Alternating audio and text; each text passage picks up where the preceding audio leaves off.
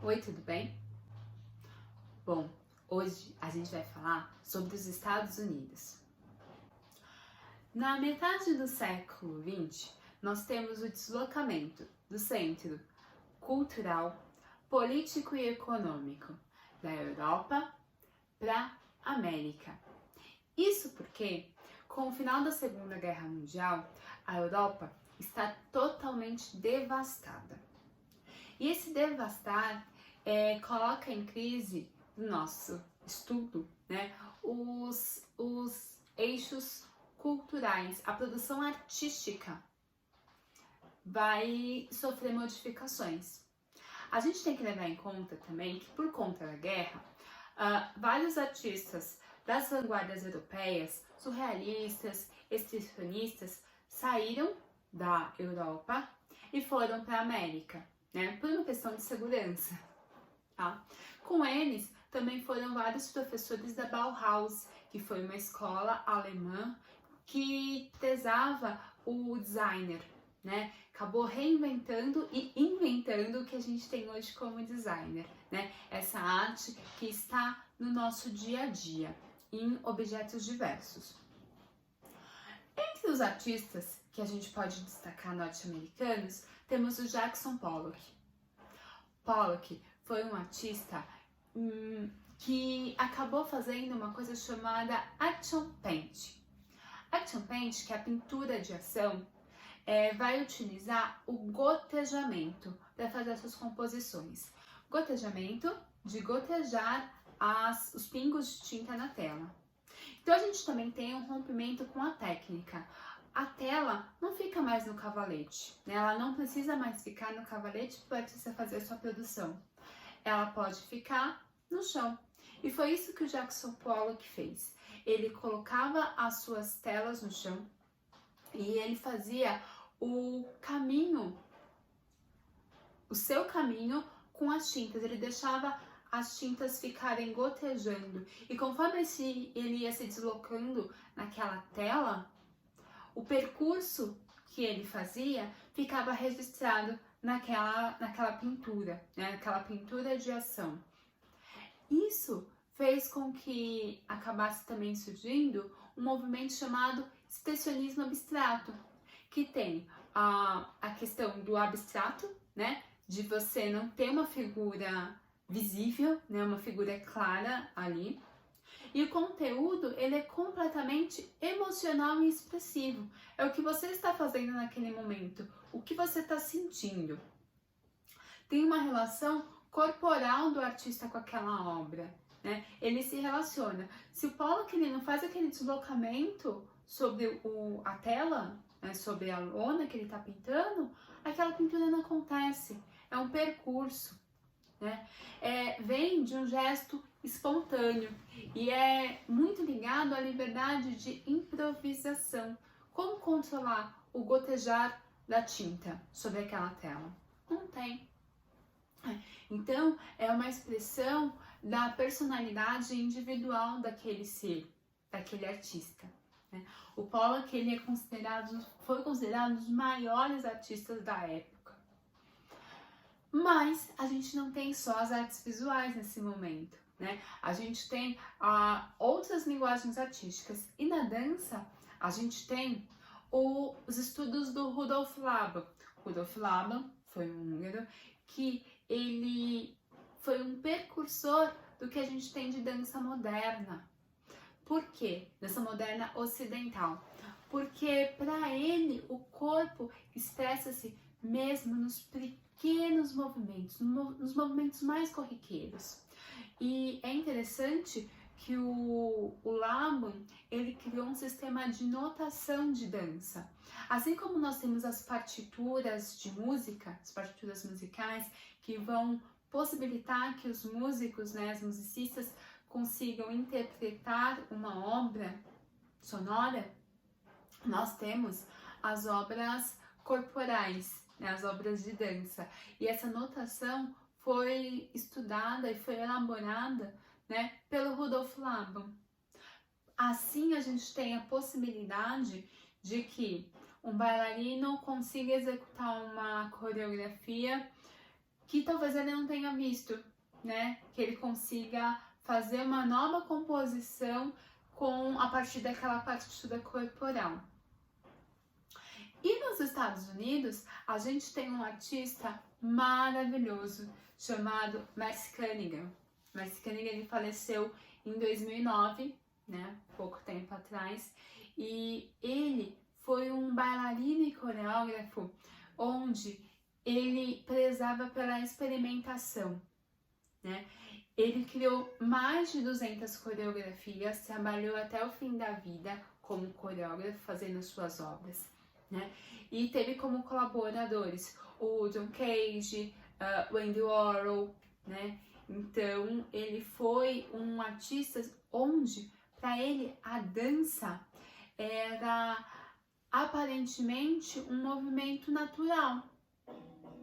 Ele dava a direção para os seus bailarinos fazerem as obras. Ele sinalizava qual seria a direção, qual seria o momento de parada. Mas para ele, o gesto natural, o que o bailarino tem como possibilidade de movimento, era muito interessante. E uma coisa bem legal também do Merce Cunningham é que para ele a música não era tão importante, a dança não era uma forma de fazer com que aquela música fosse visível. E eu falo isso porque até então, por exemplo, se a gente pensar num espetáculo de dança clássica, a gente tem a música muitas vezes composta, né, ou escolhida especificamente para aquela apresentação, e a gente tem uma forma de fazer com que aquela música fique bonitinha. Então, em muitos sentidos, a dança acaba sendo uma ilustração da música. E para o Merce Cunningham isso não era verdade, né? Dança é uma coisa e música é outra coisa. Elas podem se complementar, elas podem estar juntas, mas não necessariamente, né? Uma coisa depende da outra, né? E aí era muito interessante porque muitas vezes ele colocava uma música na hora do espetáculo, né? Ou durante de um ensaio, mas não era uma coisa pensada para aquela coreografia, eram coisas independentes. E a gente tem essa coisa da experimentação muito presente nas obras do Merce Cunningham. E é interessante a gente pensar que nesse mesmo pensamento de experimentação e do verdadeiro movimento, que o movimento natural que o homem pode fazer, a gente tem as teorias do Antonin Artaud, que foi um francês que está ligado muito à parte teatral. Ele era um dramaturgo, né, ensaiador, ator.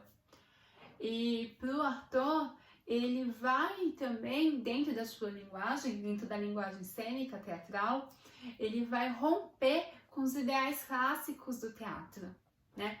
Para o ator, fazer uma obra clássica, né, com um texto que não retratasse aquele momento, não fazia o menor sentido.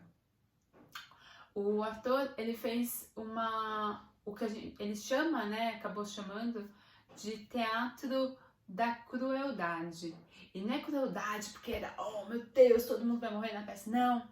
Mas era uma crueldade no sentido do ator se expor, né? E no momento que o ator está colocando o seu pensamento, os seus gestos, né, a sua impressão pessoal sobre aquele momento, da criação do personagem, acaba sendo também um tipo de crueldade. Uma crueldade boa, mas uma crueldade, porque você está se expondo completamente. Ele foi um dramaturgo que não se importava, entre aspas, muito com o cenário, com o figurino, porque isso era acessório, né? Ele queria a verdadeira essência daquela composição artística. E para ter a verdadeira essência daquela composição artística, o que importa é o ator. Como o ator se coloca perante aquela cena, como que ele se coloca perante aquele acontecimento artístico. Para isso, a plateia tá junto. Não tem esse distanciamento de a peça acontece aqui e a plateia assiste desse lado. Tá tudo interligado, né? Tudo faz parte do mesmo momento, porque para plateia sentir verdadeiramente aquela peça de teatro, ela tem que estar junto. E para o ator conseguir se expor, ele tem que estar junto também com aquela plateia. Ele tem que estar totalmente liberado para experimentar essas sensações que o texto dramático pede, que o diretor está pedindo, mas que a plateia está junto porque é uma troca. Arte é uma troca. E as duas coisas têm que estar totalmente juntas, né? O ator, ele tem que estar inteiro naquela peça. Se ele não está inteiro, ele não consegue transmitir essa verdadeira sensação que se tem. Então é interessante a gente notar que esse deslocamento do eixo cultural Europa, América, vai fazer com que haja a possibilidade de vários artistas terem contato com os pensamentos que vinham anterior, com o dadaísmo, com o expressionismo, com o impressionismo também, o surrealismo, mas onde há um interesse em que a arte faça parte da vida e não esteja separado. Quando o Pollock faz as suas pinturas de ação, ele está se colocando, a arte dele muito mais do que aquela tela gotejada. É o percurso que ele fez para fazer aquela obra, né? A obra do Pollock é esse caminho, é por onde ele esteve para registrar aquela imagem. Assim como a disponibilidade corporal que o Max Cunningham coloca para os seus artistas, para os seus bailarinos, onde o meu movimento é o meu movimento e o seu movimento é o seu movimento. Eu tenho que sair de um lugar e tenho que chegar em outro. Se eu faço isso de uma forma e você faz de outra forma, tudo bem. Acontece, porque nós temos corpos diferentes. O que interessa é de onde você partiu e onde você vai chegar. Como você faz esse percurso é o seu corpo, é a sua individualidade. E o Antonin Artaud vai falar a mesma coisa dentro do teatro. Para você conseguir fazer uma obra de arte, você tem que estar disponível, você tem que estar presente. E é bem interessante esse deslocar, esse pensar novo que está sendo colocado, que vai ser fundamental mais para frente para o início da arte contemporânea. Bom, por hoje é só, fico por aqui e até a próxima. Tchau!